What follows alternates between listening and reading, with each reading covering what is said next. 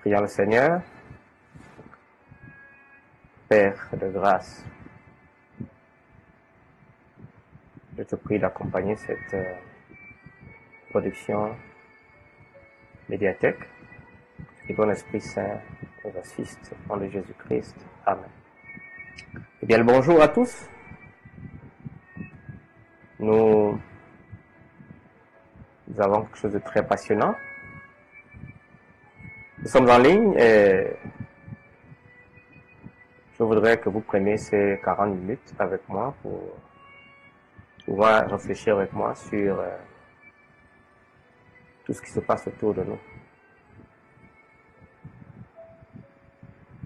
Alors, les internautes, avec des idées toujours très originales, pensent que le Covid-19, Dieu nous parle à travers. Et certains pensent même que, avec les règles drastiques imposées par le gouvernement dans le cadre de la gestion de la pandémie de Covid-19, l'humanité elle-même va enfin renouer avec le silence. La méditation et la véritable prière, surtout la prière, celle qu'on fait en parlant à Dieu dans l'intimité d'une pièce, confinée, loin du spectacle, du commerce spirituel et du folklore qui sont devenus la règle et la norme au fil des siècles. Dieu nous impose et semble nous imposer le silence. Il a décidé de reprendre sa place dans le monde. Tenez par exemple, tout est désormais fermé et on ne sait vraiment pour combien de temps. Les églises, le Vatican qui tient lieu de la place où Dieu est présent sur la terre est même fermé. Les cathédrales, la Mecque, les temples, les terres saintes, tout est fermé. Alors, chacun dans ce confinement semble être dans un silence relatif. Silence dans l'intimité de chez soi face à sa conscience. De plus, il y a les spectacles. Plus de Champions League, plus de Classico, plus de Ligue 1, plus de Liga ni de Bundesliga et j'en passe. Plus de basketball, les stars elles-mêmes sont en confinement. Tout est à l'arrêt et les stars elles-mêmes sont contaminées. Les stars qui avaient remplacé Dieu sur terre dans la conscience populaire, les Messi et les Ronaldo et leurs camarades sont tous aux oubliettes. On ne les entend même plus. On ne les adore plus. Eux-mêmes se cachent pour leur propre vie. La Formule 1 est à l'arrêt, les parcours de golf sont déserts. Pas de Jeux Olympiques, pas de CHAN au Cameroun, pas de jeux de ci et de ça. Tout ce qui détourne l'homme de Dieu semble être à l'arrêt pour les internautes. Et même les studios de Hollywood, de Bollywood, de Nollywood et de Dollywood sont même fermés. Plus de spectacles. En plus, il n'y a même plus de concerts. Toute star a arrêté de se produire. Ces nouvelles idoles concurrentes de Dieu en tout temps sont muettes. Les concerts géants sont annulés. Les festivals de rock où règne le satanisme sont annulés. Et même les églises qui ont essayé de faire cela en disant que la foi va faire quelque chose. À Mulhouse, vous avez vu ce qui s'est passé. Ça a été un pan par lequel l'épidémie s'est ouverte. Il semble même que la prière et Dieu ne semble même plus nous protéger. Ça devient terrible. Donc, il semble qu'il faut se confiner pour la plupart des internautes. Les Champs-Élysées sont vides. Central Park est un désert humain. Le Taj Mahal pleure ses visiteurs. Le Louvre a fermé. Ses fantômes s'ennuient désormais. Disneyland même, le pays du rêve, est fermé. Place au cauchemar. Plus de loisirs, plus de fêtes. Silence dans les boîtes de nuit. Plus de danse. Nous sommes en deuil. Comme on peut le voir, Dieu fait sa remontada. Doucement, lentement, mais sûrement pour la plupart des internautes. Toutes les idoles sont à terre. Les veaux d'or sont détruits et renversés. Pour la plupart des internautes, au vu et au regard de ce qui se passe, nous sommes maintenant dans le monde. La pandémie a atteint 500 449 et poussière de cas atteints. Vous avez donc pour 1 million d'habitants dans le monde, vous avez environ 8000 qui sont atteints. 128 ont été guéris, mais les morts sont plus de 80 000 à l'heure actuelle. Malgré cela, les puissances du monde pensent toujours à l'argent. D'ailleurs, le président Trump, depuis quelques jours, pousse certains États qui n'ont pas eu cette forte pandémie agressive d'ouvrir l'économie de façon possible, parce qu'ils pensent à sauver l'économie. Et un monde qui vit au jour le jour, sans penser à faire des réserves, c'est vraiment extraordinaire. Pire, les plus puissants, les plus forts s'avèrent être les plus fragiles. Vous avez vu aujourd'hui le Premier ministre d'Angleterre a été contaminé il y a 2 jours, 3 jours dans le passé. Le prince d'Angleterre lui-même a été contaminé. Les alliances donc diaboliques sont disloquées. Unis jadis pour semer et tromper la souffrance, semer la désolation en Afrique, verser le sang d'innombrables et innocents, vider l'Afrique de ses richesses. Eux-mêmes maintenant sont frappés d'étourisme, incapables de s'unir pour faire face à un ennemi commun, invisible à l'œil nu, mais qui ébranle jusqu'au fondement culturel des peuples les plus orgueilleux. L'OTAN, l'Union européenne, le Conseil de sécurité des Nations unies, le G7, le G7+1, le G20, le G25, tous ces sanctuaires d'injustice et d'oppression, de la domination sont à genoux, eux-mêmes dominés par ce Covid, qui peut-être n'a pas fait beaucoup de morts, mais qui attaque tout le monde. Il n'a pas de bord, il n'a pas de bord. Il touche le pauvre, le riche, le milieu, les aisés, non aisés, tout le monde. Dieu, pour les internautes, veut nous parler. Il veut qu'on écoute. Il nous impose le silence, le dialogue intime, la prière véritable de retour au Créateur, toutes ces choses. Mais alors, dans cette vidéo que je fais, je veux prendre une approche plus pessimiste. Plusieurs pensent qu'après ce Covid-19, ce Covid-19, le monde va se convertir à Dieu. Mais c'est un grand leurre, un très grand leurre. Selon Apocalypse chapitre 9, qui parle des 4 cavaliers et ses fléaux, le verset 18, Apocalypse 9, 18, là, le texte dit, le tiers des hommes fut tué par ces 3 fléaux, par le feu, par la fumée et par le souffle, qui sortait de leur bouche. Car le pouvoir des chevaux était dans leur bouche et dans leur queue, était semblable à des serpents, ayant des têtes, et c'est avec elles qu'ils faisaient du mal. Voyez-vous, c'est très important. Très très important. Les autres, verset 20, les autres hommes qui ne furent pas tués par ces fléaux ne se repentirent pas des œuvres de leurs mains. Ils ne cessèrent d'adorer des démons, les idoles d'or, d'argent, des reins de pierre de bois, qui ne peuvent ni voir, ni entendre, ni marcher. Verset 21, et ils ne se repentirent pas de leur meurtre, ni de leur enchantement, ni de leur débauche, ni de leur vol. Voyez-vous, il est très clair qu'il n'y aura pas de repentance. Et d'ailleurs, même sur les 7 coupes, chapitre 16, verset 9 à 11, nous avons le même panorama. Les hommes furent brûlés par une grande chaleur et ils blasphémèrent le nom de Dieu qui a l'autorité sur ces fléaux. Et verset 10, le cinquième verset s'accoupe sur le trône de la bête et son royaume fut couvert de ténèbres. Les hommes se mordaient la langue de douleur. Donc il y avait beaucoup de souffrance. Il y avait beaucoup de souffrance. Mais ces souffrances ne semblent pas changer quoi que ce soit. Puisque le verset 11 nous dit, et ils blasphémèrent le Dieu du ciel à cause de leur douleur et de leur ulcère. Et ils ne se repentirent pas de leurs œuvres. Voyez-vous ici, nous sommes arrivés à l'époque où toutes les crises mondiales, pandémiques, ne vont pas changer l'homme. Ceux qui font le bien vont continuer de faire le bien, selon l'Apocalypse. Ceux qui font le mal continuent à faire le mal, nonobstant tout ce qui se passe. Alors, cette vidéo, écoutez-moi un petit peu, très bien. Je l'intitule « Lorsque vous verrez ces choses », pris de Matthieu 24, verset 33. On se rappelle en 1994, la crise de panique qu'a eu un canular d'un email qu'on appelait Good Times. Ce Good Times a déchiré la communauté internet. Le canular avertissait d'un virus malveillant qui, lorsqu'on le recevait et on l'ouvrait, effaçait tout le disque dur. Le monde a paniqué en 1994. Ceux qui ont fait de l'histoire un peu ça et là. Alors, avec cette pandémie, Nous avons les mêmes faits, les mêmes effets. Cela crée plus de peur que cela n'amène à quelque chose de bien. Et c'est très triste. Parce que Matthieu 24, verset 33, nous dit que c'est une bonne nouvelle.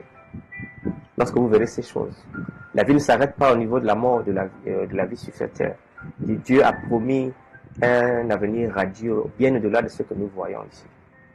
Lorsque j'ai écrit un livre, The Coronavirus, Facts, Uncertainties and the Bible, j'ai voulu le publier même à Amazon. Ils ont refusé, j'ai pas compris pourquoi. Bon, vous savez, dans ce monde de publication, il y a beaucoup de racisme. Parce que dans le monde littéraire Amazon, j'étais le premier à pouvoir commettre un livre sur ce sujet. Je l'ai fait en 3 semaines et j'étais noir. Et bon, je pense que cela a joué en compte. Amazon a refusé de le publier. Et lorsque j'ai demandé pourquoi vous ne le publiez pas, ils m'ont dit qu'ils se réservent le droit de le faire. C'est la première fois parce que je publie depuis déjà 2 ans avec Amazon, plus d'une dizaine de livres. Donc, j'ai pris cela comme ça. Mais je voudrais que vous vous rappeliez que la guerre biologique a toujours été d'actualité parmi les humains. Je me rappelle dans mes recherches, dans mon livre, je disais en 1943, l'armée allemande a inversé les pompes drainant les marais jusqu'au sud d'Anzio et a inondé ainsi ces eaux marécageuses et tous ces moustiques qu'on appelle anophèles, qui étaient porteurs de paludisme sur les forces alliées, les forces américaines britanniques. Eux se sont prémunis en prenant des médicaments antipaludéens. Cependant, les civils italiens locaux n'avaient pas accès aux médicaments et souffraient de paludisme à grande échelle. C'était fait dans la Deuxième Guerre mondiale. Il y a même dans le camp de prisonniers de Dachau, il y a un docteur qu'on appelle Klaus Schilling, ceux qui connaissent l'histoire dans mon livre, j'en parle, a infecté des prisonniers pour voir les effets que ça faisait. Mais 400 prisonniers sont morts de ces armes biologiques, guerre biologique. Et il a été pendu pour crime de guerre. Mais plus loin, nous pouvons remarquer que tous les 100 ans, il y a une attaque sur le monde.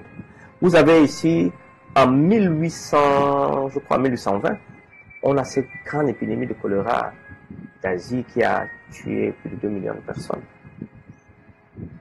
Et vous avez en 1918-1920, ce qu'on appelait Black Death, la grippe espagnole, qui a tué, au-delà des recherches, 50 millions de personnes. Elle a fait plus de morts que la guerre. Les gens n'ont jamais changé. Et vous avez en 2003 SARS, qui est aussi une forme de coronavirus. Et je voudrais préciser que la théorie du complot que le coronavirus est nouveau, non. Nous avons cette expression depuis 67.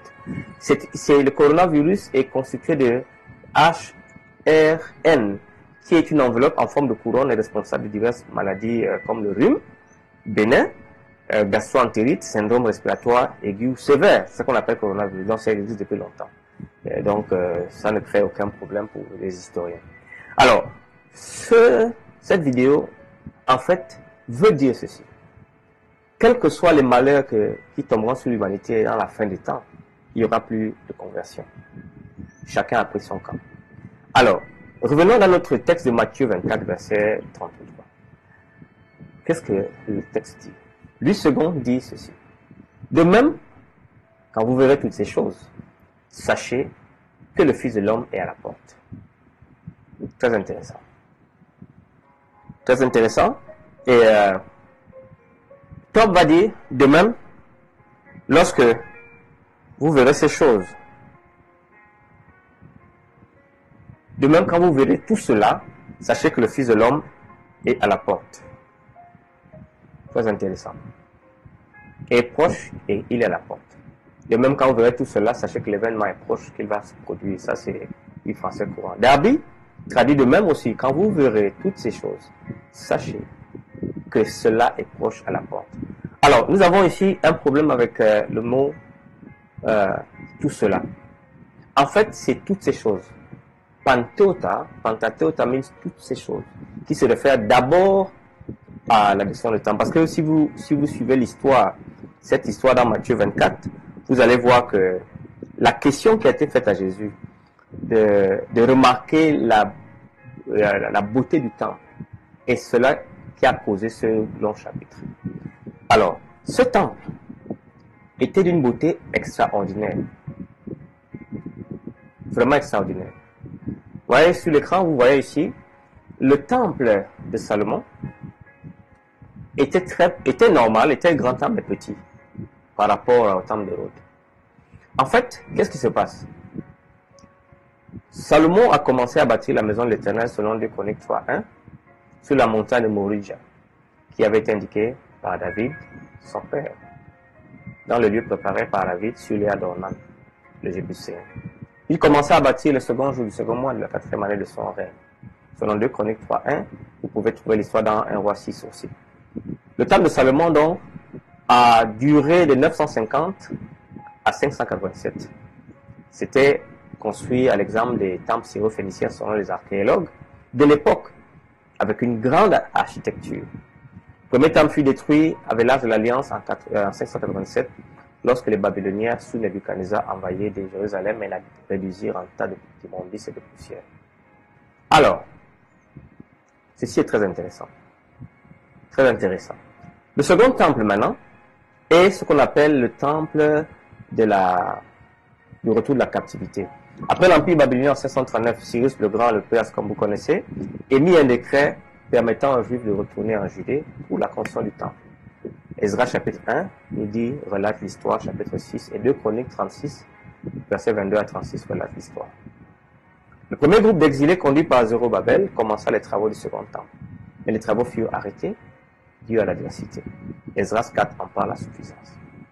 Ce n'est qu'en 521, de 521 à 518 avant Jésus, que les travaux furent complètement terminés.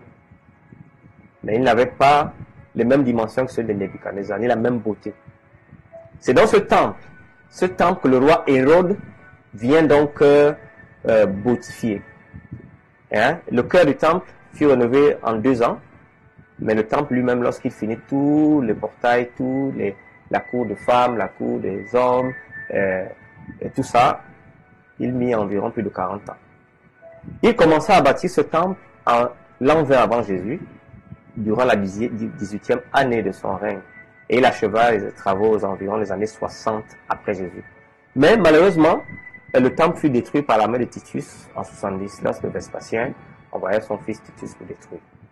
Alors, voici donc l'histoire du temple.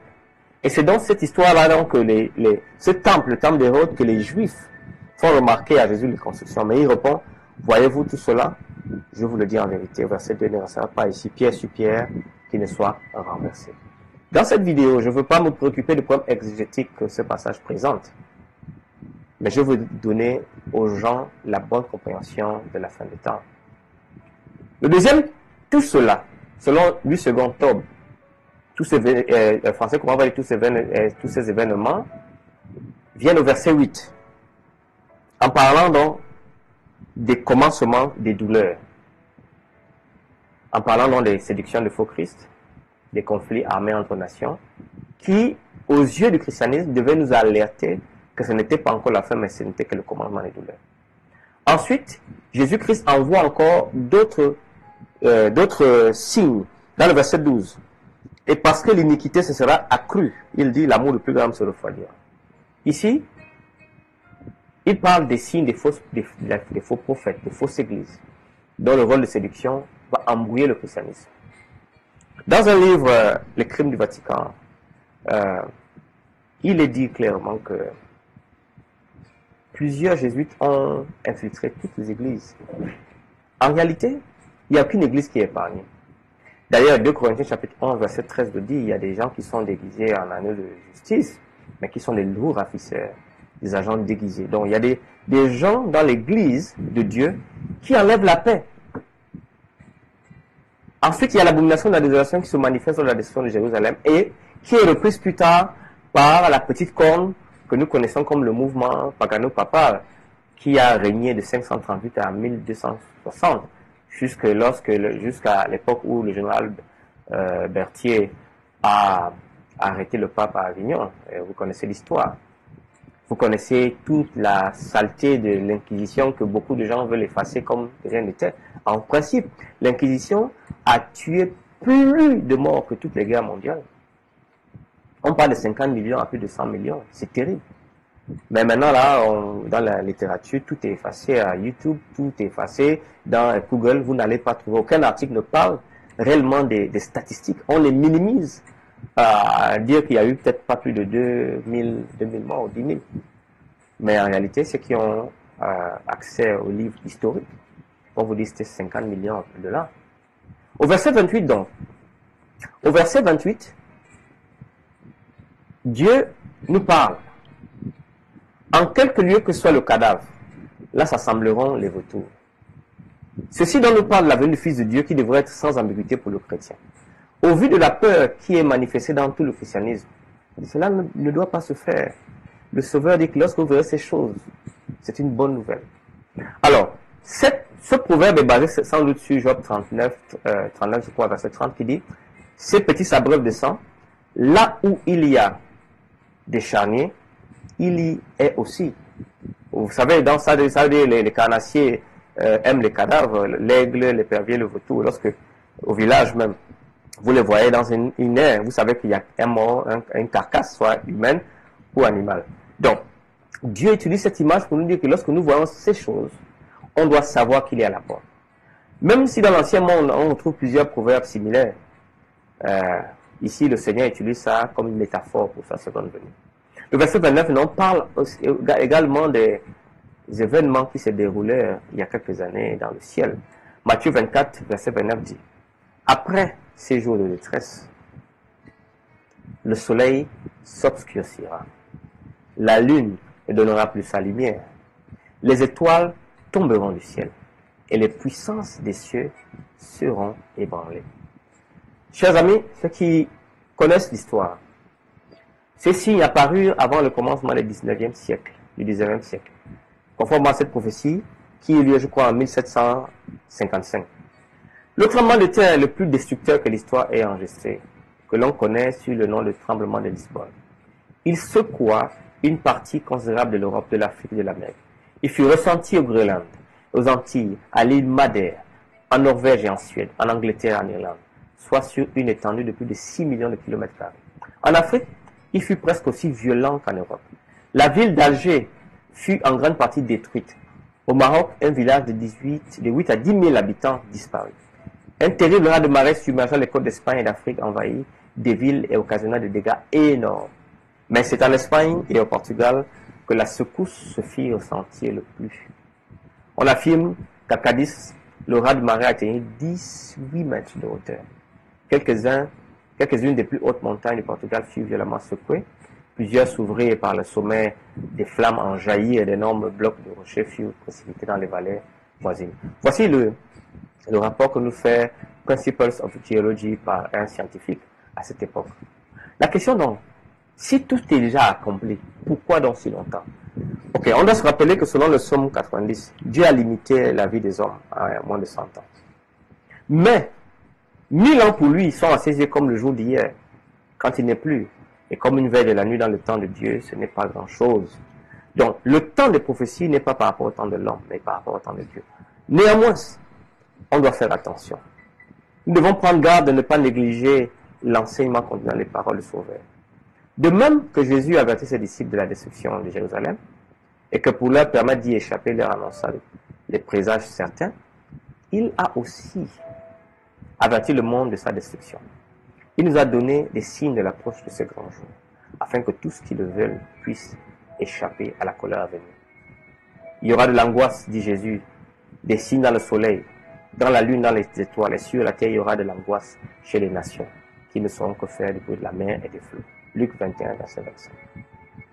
Très intéressant. Vous trouvez également dans Marc chapitre 13, verset 24 à 26, vous pouvez voir là, parce que c'est des histoires, c'est dans les évangiles en parallèle. Alors ici, vous devez comprendre cela. Les hommes vont rendre l'âme de terreur dans l'attente de ce qui va subvenir pour la terre, car les puissances des cieux sont ébranlées. Mais personne ne s'est converti. Quand les choses commenceront à arriver, Luc dit au verset 28 de chapitre 21-28, « Redressez-vous, levez vos têtes parce que votre délivrance approche. » C'est une bonne nouvelle. C'est une bonne nouvelle. Veillez donc. Telle est son exhortation. Ceux qui prennent garde à cet avertissement ne seront pas laissés dans les ténèbres, parce que ce jour ne les surprendra point. Mais pour ceux qui ne veillent pas, le jour du Seigneur viendra comme un voleur dans la nuit. La leçon de la porte, quand Jésus dit que je suis prêt à la porte, est une image spéciale. Epitureis, qui est ce terme grec, parle d'une image spéciale qui dénote une imminence temporelle. Prêt, proche, certaine. En fait, la porte devient notre issue et notre opportunité d'une porte éternelle dans le temps pour être fermée. Elle peut se fermer parce que Jésus frappe à la porte. Mais dans ce contexte, c'est peut-être une métaphore étendue du salut, une sauvegarde spirituellement étendue. Mes amis, le christianisme est en mal de perte. Nous avons trahi Dieu dans presque toutes choses. Et maintenant, nous en récoltons les fruits. Ivan Roulet dans son livre « Non, Dieu n'est pas mort » a dit ceci. Il utilisait le texte de Jean 20, 29 qui dit que heureux ceux qui ont cru sans avoir vu. Même Ivan Roulet et moi, nous pensons que heureux ceux qui croient après avoir vu. Le christianisme lui-même, de systémique, de systèmes qu'on a mis des églises, qui étaient des systèmes pour la mission de l'évangile, se sont transformés en mission de baptême. On n'a pas fait des disciples de Jésus-Christ, on a fait des baptisés des églises. Et ça nous revient. L'hypocrisie, la lutte, la méchanceté. D'ailleurs, il est tellement difficile de vivre dans l'église chrétienne maintenant. La seule chose que vous devez faire, c'est d'être hypocrite pour être en paix. Dès que vous voulez vivre Christ, le proclamer avec vérité, vous êtes persécuté au sein même des églises. Ce n'est même pas le mondain qui vous persécute. Alors nous vivons la fin des temps. En conclusion donc, la fin de toute chose est proche. Soyez donc sages et sobres pour vaquer à la prière. Le monde aujourd'hui n'est pas mieux préparé à recevoir le message pour notre temps que les Juifs ne furent à l'accueillir lorsque Jésus leur donna des avertissements. À quelques moments qui surviennent, le jour du Seigneur prendra les méchants et les pauvres. Fussent-ils nommés dans des églises, ayant des positions de grande envergure dans les églises. Si vous êtes méchant, vous perdez votre salut. Si vous êtes membre d'église et vous suivez les hommes, vous ne suivez pas Dieu, vous perdez le salut. La solution pour ce monde en détresse, c'est de se mettre sous Jésus-Christ, avant de se mettre sous n'importe quel système, fût-il appelé chrétien. La vie suivra son cours ordinaire. Après ça, lorsqu'ils trouveront un vaccin, vous allez voir, les hommes vont oublier. Ils seront à nouveau absorbés par leurs affaires, par leur commerce, par leur comité de méchanceté, par l'argent, par la poursuite des biens. Les conducteurs de la pensée religieuse vont s'exalter, chercher les postes. Et nous avons la GC qui arrive en 2021. Vous allez voir, personne ne va se convertir. Et la fausse sécurité sera à nouveau au niveau des membres. Je m'adresse à vous, membres d'église. Alors, tel un voleur qui pénètre à minuit dans une demeure mal gardée, une ruine soudaine surprendra les inconscients et les impies, et n'échapperont point. 1 Thessaloniciens chapitre 5, versets 2 à 3. Chers amis, je suis venu à la fin de cette vidéo, et je prie que le sens de cette vidéo ne soit pas mécompris. Je ne m'attaque pas à qu'une église, mais je m'attaque à ceux qui ne comprennent pas à la fin des temps. Je m'attaque à ceux qui ne comprennent pas que Jésus-Christ est au-delà des églises. Je m'attaque à ceux qui donnent une fausse sécurité, qui au lieu de regarder aux mondains, qui ne vont plus se convertir, mais doivent regarder à nous, les religieux, qui avions le message d'espoir pour l'humanité, mais nous l'avons transformé en un message social. Nous avons vendu l'évangile. Nous avons vendu la prière. Nous avons vendu le miracle. Nous avons vendu les comités d'église. Nous avons vendu tout. Tout s'achète. Or, Jésus dit que vous avez reçu gratuitement. Donnez gratuitement. Que le Seigneur vous bénisse. Et que le Dieu de paix vous accorde sa grâce. Chers amis, je termine par cette prière qui est une bénédiction. Que l'Éternel vous bénisse et vous garde. Que l'Éternel fasse lui sa face sur vous et qu'il vous accorde sa grâce. Que l'Éternel tourne sa face vers vous et qu'il vous donne la paix.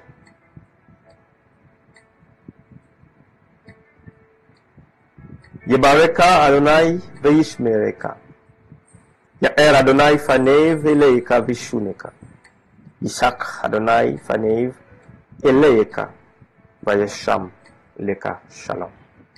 Que Dieu vous garde et à la prochaine. Qu'il vous bénisse dans la suite de ces vidéos que je ferai de temps en temps. Je propose maintenant sur mon compte Facebook d'enregistrer le guide d'étude de la Bible qui viendra pour pouvoir édifier les gens à mieux se préparer.